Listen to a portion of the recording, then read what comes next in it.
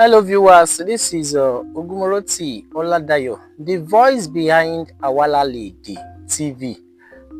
You know that voice that you hear at the beginning of all our videos, Àwalalèdè. This is how it is done, with little effect. Àwalalèdè.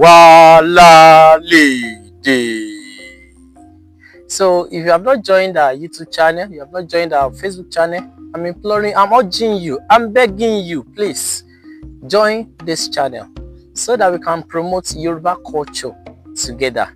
Thank you. I love you all. Viewers at home, kindly subscribe to ÀwalalèdèTv.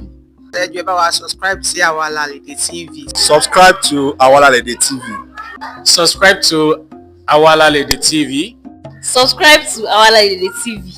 Subscribe to ÀwalalèdèTv. Subscribe to àwalalèdèTv.